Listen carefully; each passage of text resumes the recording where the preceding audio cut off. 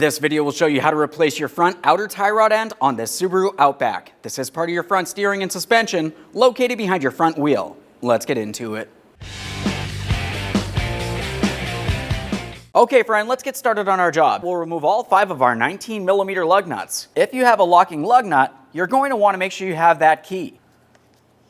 Since mine does have the locking lug nuts, I'm going to be using that first. We'll just turn this until it feels like it wants to seat. Once it does, go ahead and turn that counterclockwise to remove it.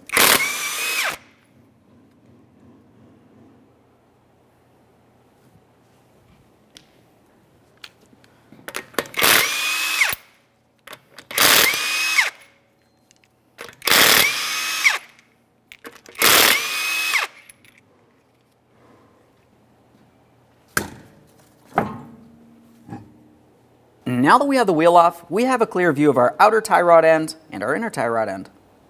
We're going to start right in the middle here. This is where our 19mm jam nut is. As far as the jam nut, we want to be turning that clockwise, so it turns in towards the inner tie rod end and away from the outer tie rod end. Now as far as the outer tie rod end, it has a couple grooves here. You can see them along the top and the bottom. We're using an 18mm for that. 19mm for that jam nut, as I mentioned, and we're going to break this free.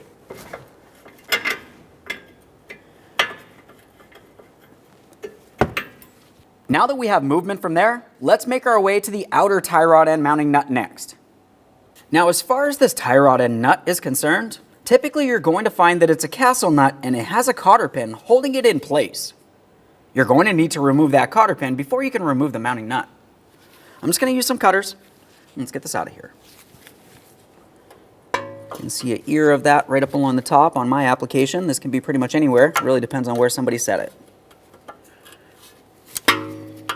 Now my cotter pin is rusted in place. This is extremely common.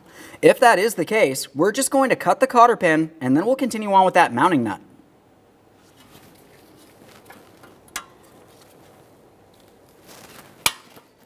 We'll use our 19mm for that mounting nut. Once you have that off of there, just a quick inspection, and we're going to start it back on a couple threads.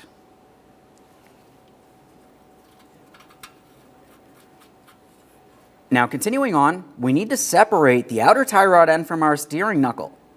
To do this, we're going to cause vibration, and that should break this free. Once it does, it's going to drop down, and that mounting nut will prevent it from falling down and potentially hurting us.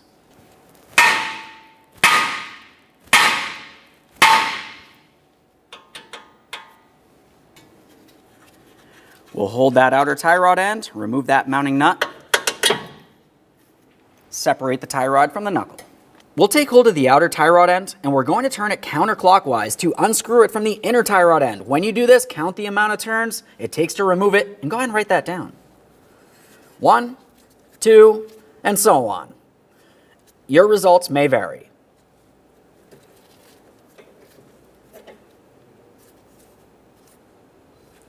I had 19. As I mentioned, yours may be different.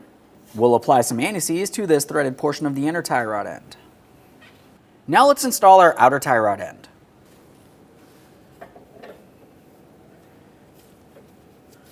One, 2, 3, and so on. We want to make sure we turn this in the same amount of turns it took to remove it in the first place. There's my 18 turns. As I mentioned, your results may vary.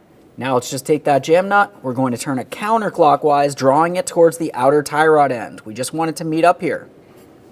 Now we can start installing the outer tie rod end into the steering knuckle. As we bring this up, we're going to want to make sure we install our mounting nut along the top. Now since I'm replacing my outer tie rod end, my mounting nut actually has a neoprene locker in there. This isn't a castle nut like we originally had. Get this tie rod end in place. We're bringing it up to the steering knuckle. Now we'll continue on with our mounting nut. I have a neoprene locking nut, so I do not have a cotter pin that I need to contend with. We're going to snug this up and torque it to 20 foot-pounds. If you find when you attempt to tighten the tie rod end nut, it wants to spin on you, go ahead and carefully use a pry bar underneath your outer tie rod end. We're prying up against our lower control arm, applying upward pressure. Snug that nut.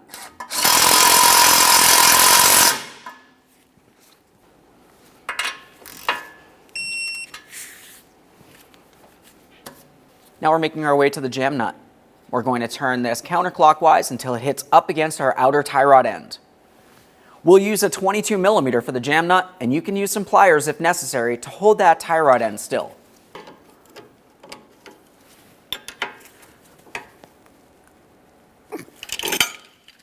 Double check to make sure your tie rod end is properly secured.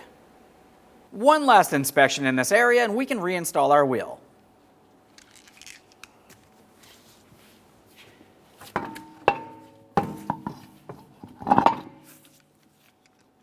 Once you have that in place, you're going to continue on with all 5 of your 19 millimeter lug nuts. If you do have a locking lug nut, you want to use that as well. We'll start them on, snug them up. Get the wheel back on the ground, and the torque for each of these will be 90 foot-pounds.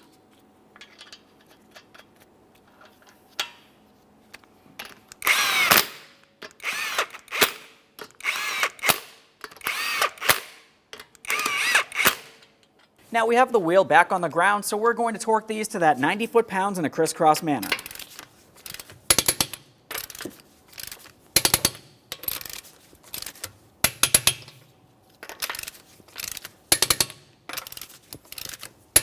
The next thing you want to do is safely make your way down to your local alignment shop. Thanks for watching. When only the best will do, demand TRQ. The only company that lets you view before you do.